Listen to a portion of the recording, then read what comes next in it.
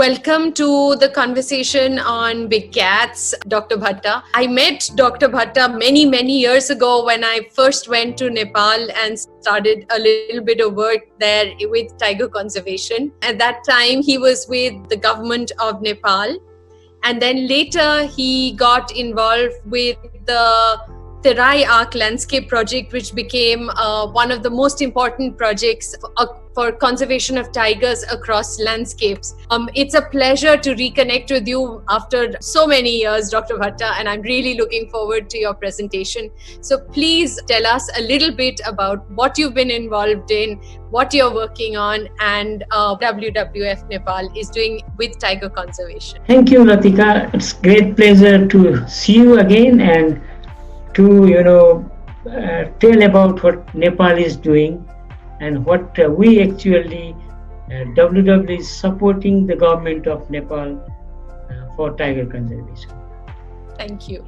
So I will have a very brief talk today, and it will be basically on how Nepal is managing tiger conservation, the goal of doubling the tiger in Nepal.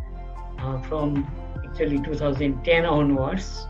Okay, it's basically I'll start how Nepal is working from the government and communities and actually the NGOs like WWF in Nepal, and basically it's a very much concentrated effort that we have ensured that there is an institution at all levels that look after different aspects of tiger conservation, not only the wildlife crime, but all overall policy to grassroots level.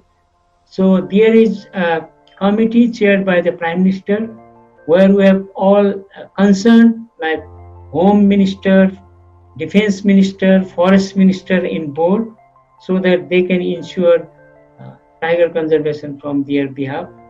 In the same way, where the minister chairs Wildlife Crime Control Coordination Committee, all the concerned secretaries are there on the board, and the chief of all enforcement agencies, Nepal Police, Nepal Army, Armed Police Force, all are in that committee.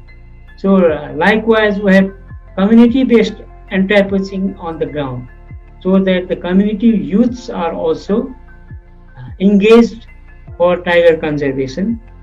So in a way, we have a very good policy to people, or we call people to Prime Minister institutions to ensure tiger conservation. So not only these enforcement institution can work, we cannot ensure unless there is a full engagement of local communities who actually depend on those natural resources, who actually are residing along those habitats. So the government have provision that the buffer zone residents will receive 50% up to 50% of the park revenue for their development. That's one very good aspect.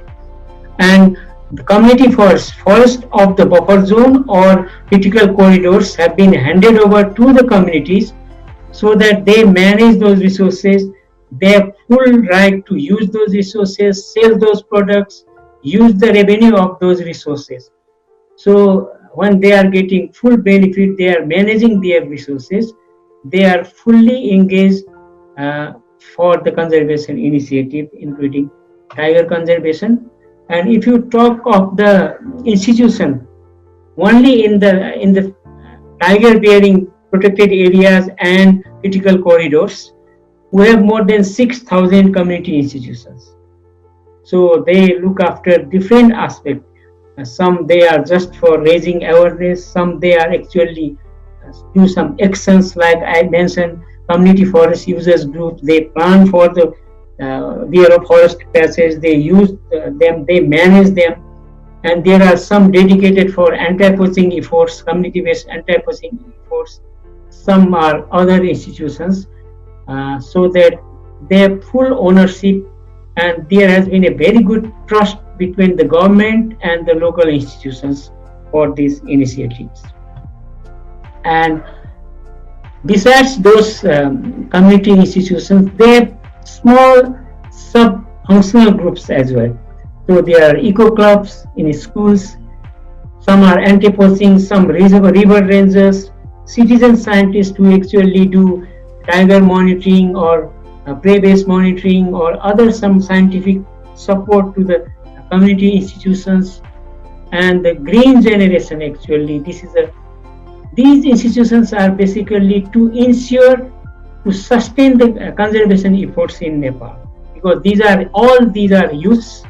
So these youths will ensure current effort and take to the next generation. So likewise, definitely those people would like to see conservation benefits.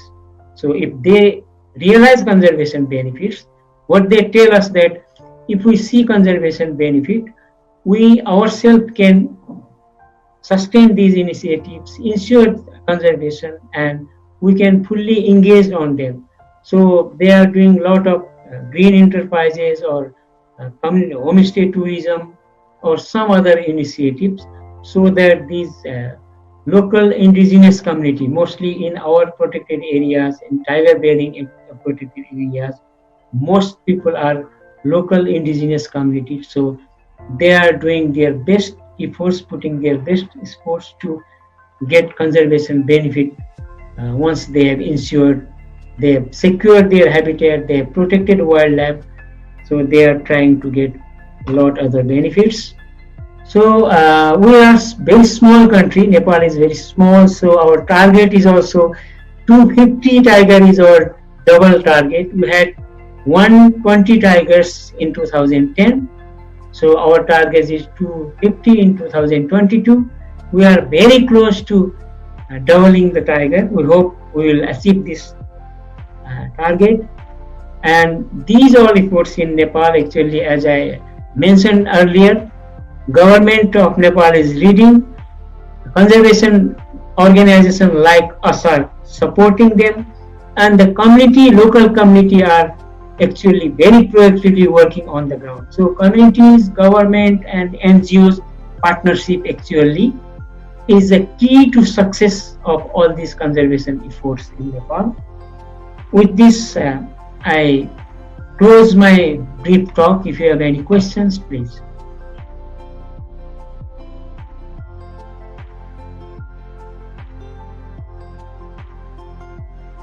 So, Bhattaji, tell us some of the greatest successes in communities and tiger conservation have been seen in Nepal.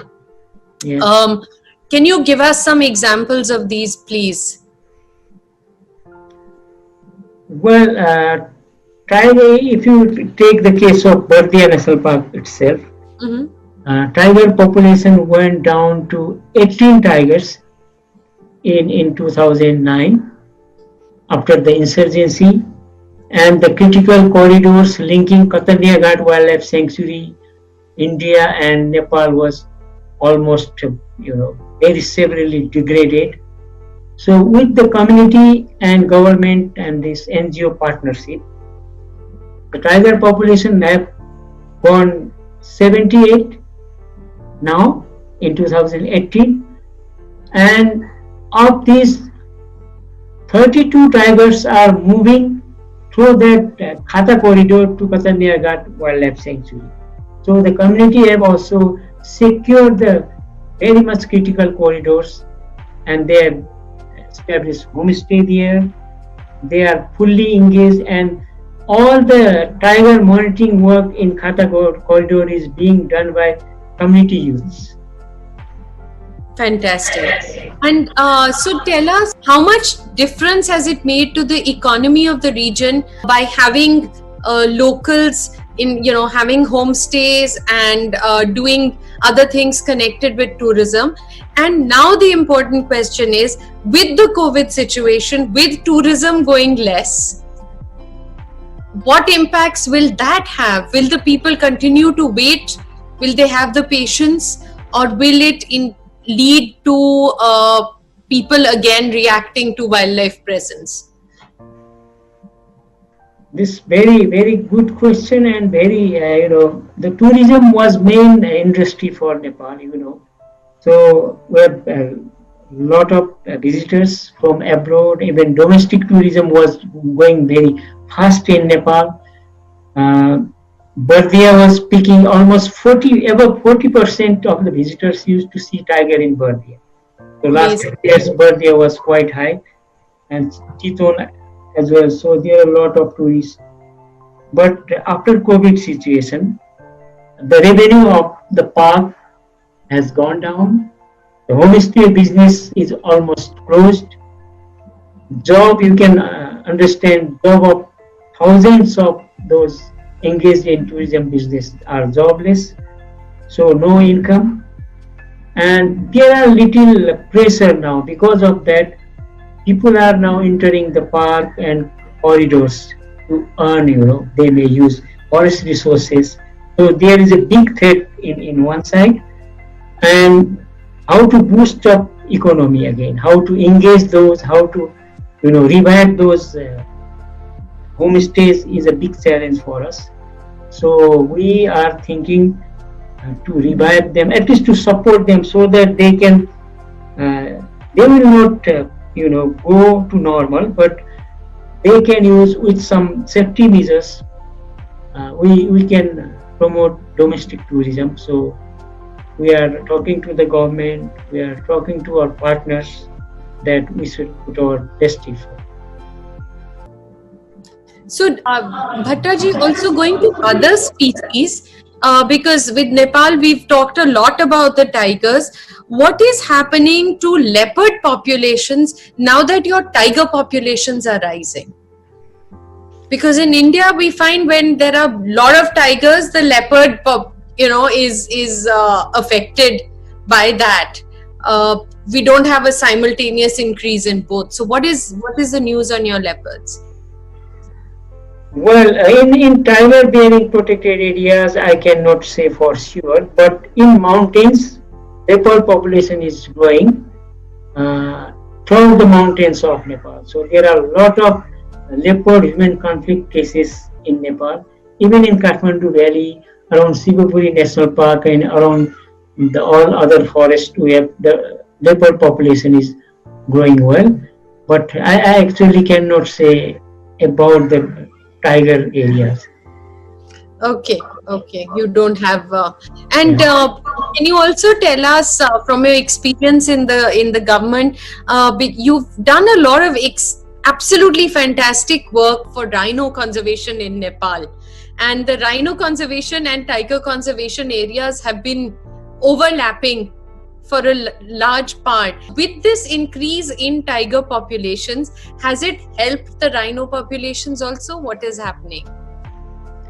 Rhino population also is equally growing with tiger population. That is very clear from the rhino census. So, but actually I am not very much aware of their interaction actually, but the population of both of them is increasing. Both are increasing. Yeah. Okay. So a lot of trouble was also caused by elephants moving between Nepal and India. And that is a big issue. So what are you doing about situations like that? What is happening on that front?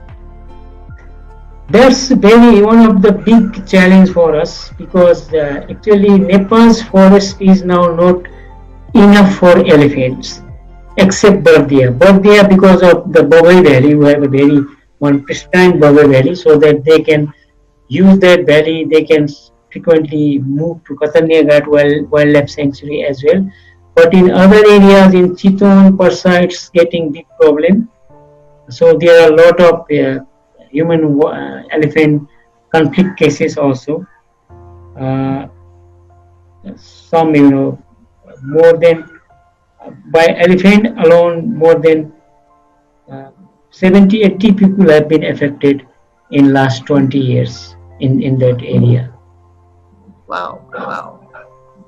That's huge. What is Nepal preparing to do for the 2022 year of the tiger? What is happening? Well, we are putting our effort to double the number. That's our main target for now. And other things, definitely we will be, we will be joining the all, there will be ministerial meeting, there will be again summit in Russia, so Nepal will definitely participate all those meetings. We should do a special wildlife tourism year in Nepal for 2022 now that this year couldn't happen. That we should plan for actually. That would be a good idea for Nepal. Good idea, thank you. Yes, wildlife tourism for Nepal, wildlife tourism year of Nepal, because it would just be the perfect thing, and by 2022 hopefully we will be coming out of the COVID situation. Yeah. So wonderful. Really nice talking to you. And if there are any follow-up questions that anybody will have, I will email them to you and be in touch. And please stay in touch, and it would just be really good to maintain this contact. All right, Bhattaji. Thank you so much. Namaskar. Namaskar. Namaskar.